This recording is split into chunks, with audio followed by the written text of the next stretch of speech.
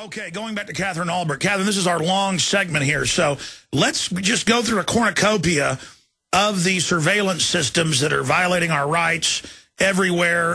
The transhumanist, I've heard you say some really informative things on that subject and how it's being rolled out as trendy to have the microchips put in your brain, not a system of enslavement. Katherine, go over it for us. Yeah, you know, there's a whole bunch of stuff going on, and I've just got a couple of things in the news to kind of anchor some of this. I know you've talked about these things. You know, the Interpol chief calling for a global ID card so they can manage all of this immigration. That is falling right in the hands or right on the heels of L1 Identity Solutions. Now, that's the big biometrics company. It's a U.S. company started by all the CIA spooks and NSA and Homeland Security guys, and they've been making a fortune off of this. They sold the company for billions, literally, to a French company called Safran, S-A-F-R-A-N. Now you've got a French company that owns, it's now the biggest biometrics company on the globe. It is owned by the French government, no less, and now they are in charge of all of our biometrics. It's going global. You've got Interpol saying we need a global ID card. You've got these global companies, and in fact, both L1, you know, which is the biggest company you never heard of, and Safran are both working together saying, hey, you know, this is just going to move us closer to the global management of biometric identities. So there's a big one. You've also got going on sort of here on our soil, you've got this House Judiciary Committee approving a bill, or at least giving a thumbs up, sending it back to the House now, that all ISPs would be required to log all of your internet activities for a period of 1 year. Now, that's heavy because what that means is that without a warrant, law enforcement, this is actually part of the bill, law enforcement would be able to get into those records, pinpoint anybody or everybody. I mean, they could just do it as a blanket and say, I want to know everybody who goes to Infowars.com or to KatherineAlbrecht.com or to StartPage.com or wherever the heck it is, and they would be able to access that list. Now, that bill, I have to say it right here now, that bill cannot stand. We cannot allow that to pass. That's got to be, I think, the biggest battle that we're going to fight in this legislative season is going to be that bill. California has a bill right now requiring all shelter pets to be microchipped. So they're moving sort of through the animals. Let's get the animals chipped, and then once you're used to chipping your pet, then you want to chip your kid, then you want to chip grandma, and then you want to chip the nuclear workers, and then you want to chip, you know, the teachers in the schools. Reporters reported like 9 years ago that they wanted to forcibly chip, and it was a policy, but when it got attention, they backed off, the California prisoners. I mean, this is just they're assailing us with this until we get conditioned to it. Yeah, I think so. And, you know, years ago, the thought of putting a microchip into an animal, there wouldn't be a person in this country who wouldn't be outraged at that and say, you know, mark of the beast, come on, let's be real here. We're talking about transmitting a number, and we know that that can be put into human beings. It's been done. People have had these things implanted in them, in their hands even. So it's a slow wearing down. And, you know, because a human lifespan is relatively short, you know, all the people who were worrying about the Social Security number back in the 1920s, you know, 1930s, they're all dead. And the rest of us are like, yeah, we're born into a world where they make us have a social. You look at the microchips, all of us who are opposing the microchips, you know, at some point down the road, it's going to be a whole new generation. And they've already found that younger people today, they're much more open to this idea of implants that could manage their cell phones or their Facebook contacts. And at all the big video game conferences, they have speaker after speaker. It's obviously a talking point. Get up and say, soon you're going to have a chip in you that tracks everything you do, and you'll be able to play the game better. And then soon you won't be able to play the game if you don't have the chip. And then you expand out from there. They're just completely selling everyone on accepting this. Well, and that's part of the matrix that you talk about is once we take these chips into our bodies and we plug our brains into this network, which really is what the transhumanists are talking about. You know, we're going to dump these human bodies. You look at what Ray Kurzweil has to say, and Peter Cochran is another one, Rane. He's out of England, and he wrote a horrifying thing about dumping our bodies and becoming cyborgs. And he really sums it up in an essay he wrote. He says there's going to be a point when we're going to just dump these bodies. We will all upload our consciousness into a massive entity, and that entity will be freed from the constraints of gravity and time and space, and it will be able to fly out into the universe looking for other bodies to inhabit. I'm not making that up. Now, if that's not demon possession, I don't know what is.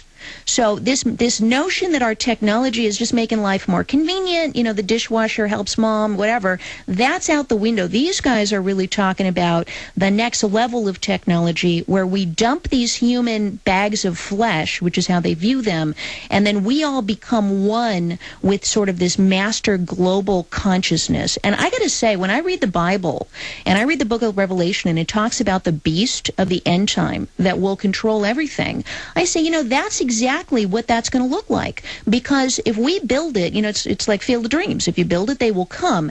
As we build this system, you know, Google, and I want to get into Google in a minute, they want to be the mind of God. That's an actual quote from one of the Google founders. They want to be the mind of God. So if we create this and we've got the ability to be omniscient and have everyone uploaded into it and interconnected with it and brain merged with it, then that is going to be the perfect storm for Satan, the beast, to come in and say, you know, mwahaha, I now own you. And, you know, you look at what the mark of the beast is about, and I really think, you know, and I've sat with this since I was 8 years old, I really think this idea of needing a mark to buy and sell, and it's not just taking the mark that damns you, it's worshiping the beast. There's going to be a moment at some point in our future, maybe not so far off, where you're going to be asked, listen, you're going to swear allegiance, you're going to take this thing, and when you do it, you will be changed. And you're going to be changed spiritually. Something's going to happen.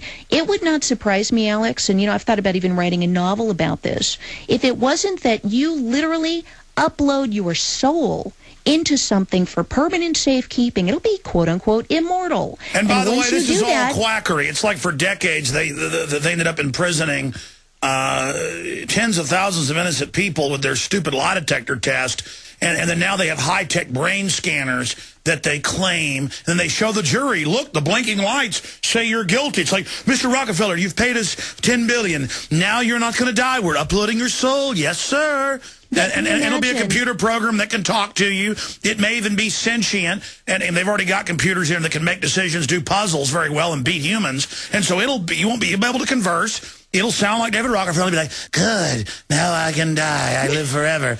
And it's just a total con. Don't forget, there's a lot of quackery involved here. Go ahead. Yeah, and I think there's such enormous spiritual pieces to this, and anybody who doesn't feel the spiritual battle is, you know, they need to get on their knees and pray a little bit. Satan wants to be God, and he's using this creation to try to build it.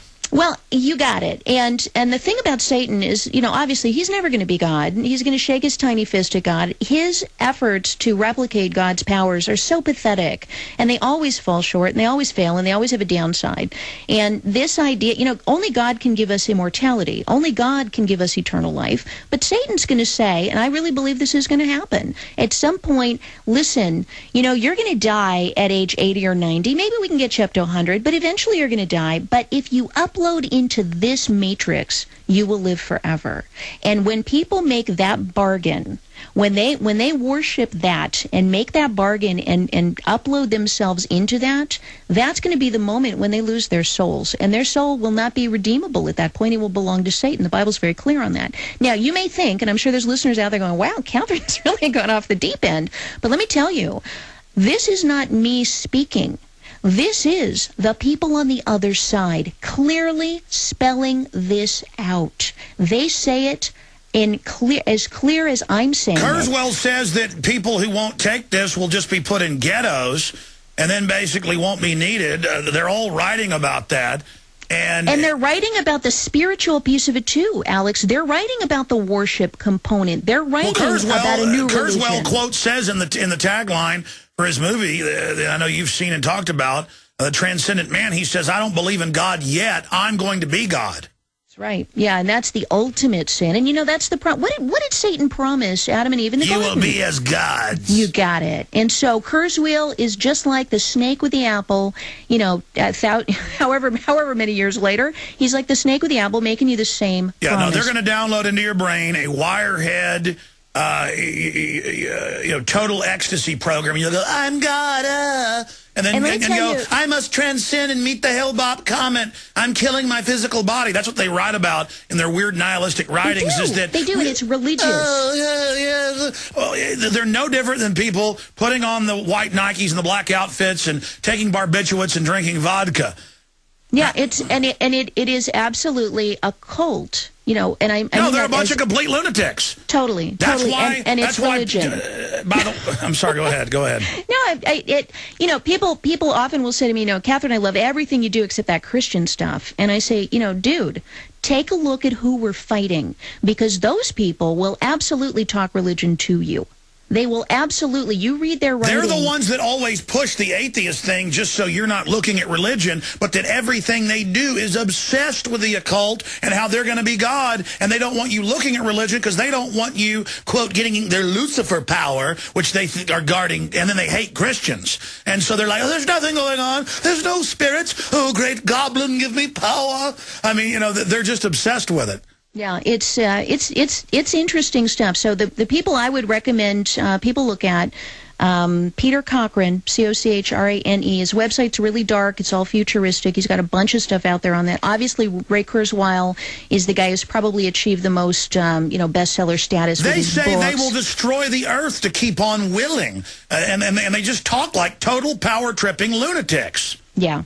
I know, and it plays right into their hands that the earth is becoming polluted. People are getting sick. Our bodies are breaking down because the more pollutants you put out there, the more people who get cancer. I mean, believe me, Alex, there have been times over the last 6 months I've thought, I'd love to dump this body. It's betrayed me. It's not working so good right now, and it's tough to go through cancer treatment. Catherine, that's the lie. They've added the poisons in on record to make normal life, normal birth impossible. Total sterilization, where you've got to go to them and have the man and woman cells spliced. And then you think you're getting your baby with your genetics, but they can add their Trojan horse piggybacks in, just like they've done with GMO. That's why they're destroying all the crops and all the human and animal genetics while building giant underground animal and plant armored vaults. And people hear this, Alex, and they say, oh, that couldn't be possible. They could never coordinate something that large. Let me tell you, once you understand the spiritual piece of this, and you understand that we're not battling flesh and blood, but we are in an enormous spiritual battle on this planet right now.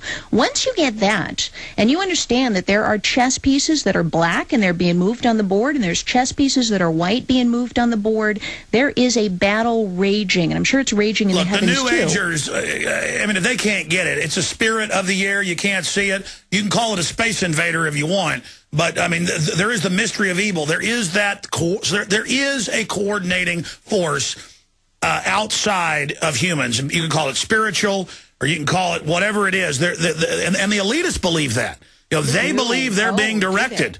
Yeah. Yes, do they ever? Absolutely.